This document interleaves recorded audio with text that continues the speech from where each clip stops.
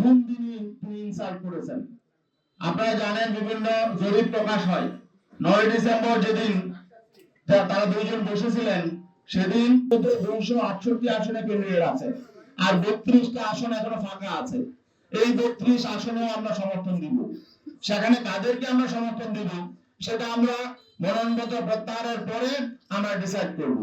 আমাদের নীতি আদর্শ এবং লক্ষ্যের সাথে যাদের মিল হবে তাদের সাথে সহযোগ্য ক্যান্ডিডেট তাদেরকে আমরা ইনশাআল্লাহ সমর্থন দিব এবং আমরা আশাবাদী গোটা বাংলাদেশের 300 আসনেই আমাদের পক্ষের ক্যান্ডিডেট থাকবে ইনশাআল্লাহ। যাতে পিসা চরমায় ইসলামের পক্ষে ওয়ান বক্স সেটা যাতে সঠিক বাস্তবায়ন আগামী নির্বাচনে থাকে, এই জন্য আমরা ইনশাআল্লাহ এই ব্যবস্থা আমরা করব। সবাইকে ধন্যবাদ। আমাদের কথা হলো আমরা চেষ্টা চালাবো, চেষ্টা করা আমাদের দায়িত্ব। আমরা যদি চেষ্টা না করি, আগে যদি নিয়তই দরদ থাকে, আর এখানে তো আমরা ইসলামী আন্দোলন করেছি ইসলাম প্রতিষ্ঠার জন্য, এখন ইসলাম যদি আমাদের কাছে মনে হয় যে এটা অচল, তাহলে সেটা নিয়ে আমরা কেন আগাবো? তাহলে তো সেকুলার রাজনীতি করাই ভালো।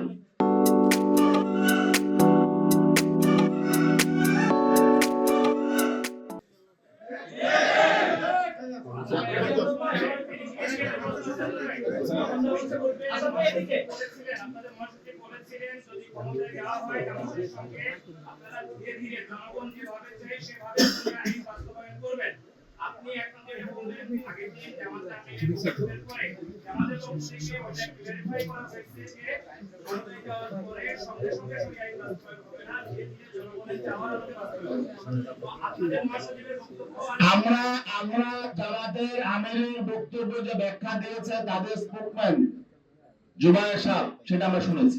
তিনি স্পষ্ট বলেছেন যে আমরা প্রচলিত আইন অনুযায়ী রাষ্ট্র পরিচালনা করব। এটা আমরা ব্যাখ্যা প্রয়োজন নেই, এটা আমরা বাঙালি সবাই আমরা ব্যাখ্যা বুঝি।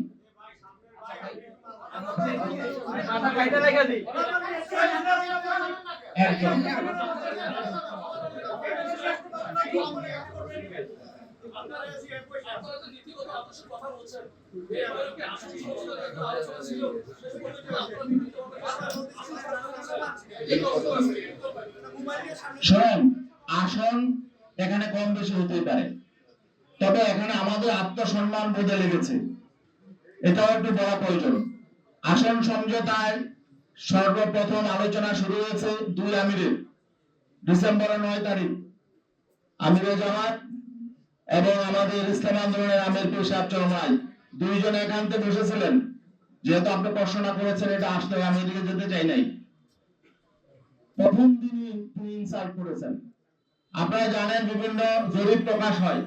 9 ডিসেম্বর যেদিন তারা দুইজন বসেছিলেন, সেদিন প্রথম আলোতে একটা জরিপ প্রকাশ হয়েছিল। সেই জরিপ আপনারা দেখেছেন। সেই জরিপে প্রকাশ হয়েছিল যে বিএনপি কে চায় 65% মানুষ, জামাতে ইসলামকে চায় 25% মানুষ, আর সেখানে ইসলামী আন্দোলনেরও ছিল একটা, সেটা হলো 0.1% মানুষ। ঠিক আছে, ওই দিন বসার পরে আলোচনা শুরুতেই জামাতের আমির মোহতারাম তিনি আমাদের আমিরকে বললেন যে এই যে এই একটা প্রথম আলোতে একটা জরিপ এসেছে দেখেন। তাহলে এটার অর্থ কি? এটার অর্থ হলো যে তাকে ইনসাল্ট করা, যে আপনাদের তো কোনো পয়েন্টই নাই, মানে জনমতে আপনাদের কোনো কি নাই, কোনো 1% নাই, 0.1 মানে 1% এর শতভাগের 1 ভাগ। তো এটা হলো উনি ইনসাল্ট করে শুরু করেছে যাত্রা। সেদিনই মতো আমি আমাদেরকে বলেছেন যে তাদের কিন্তু মতলব ভালো নয়, তারা হয়তো আমাদেরকে সাথে বেইনসাফি করবে, কারণ তিনি আমাকে এই জরিপের কথা কেন আনলেন সেখানে। পরে আমরা দেখলাম শেষ পর্যন্ত তারা জরিপের মধ্যেই ছিল। এবং সর্বশেষ মিটিং যখন আমার সঙ্গে হয় ডক্টর আব্দুল্লাহ মোহাম্মদ তাহের সাহেব, তিনিও বললেন যে আপনাদেরকে অনেক আসন দেওয়া হয়ে গেছে, জরিপে তো আপনাদের এত নাই। তখন তিনি আমার দেশের একটা জরিপের কথা সেদিন আনলেন। আপনারা জানেন আমার দেশেও একটা জরিপ প্রকাশ হয়েছিল এবং সেটা হয়তো তারাই করেছে। যাই হোক, জরিপ কারা করেন আপনারাও জানেন। এগুলো পেইড এজেন্সি থাকে, এনজিও থাকে, টাকা দিয়ে করা হয়। যে এখানে ওই জরিপের ফলাফলটা রেজাল্টটা কি ছিল, যে সেখানে বিএনপি কে চায় 34% মানুষ, জামাতকে চায় 33% মানুষ, এনসিপি কে চায় 7% আর ইসলামী আন্দোলনকে চায় হলো 3% মানুষ। আচ্ছা বলেন দেখি, জামাতকে যদি 33% মানুষ চায়, এনসিপি কে যদি 7% মানুষ চায়, তো 40% হয়ে যায়।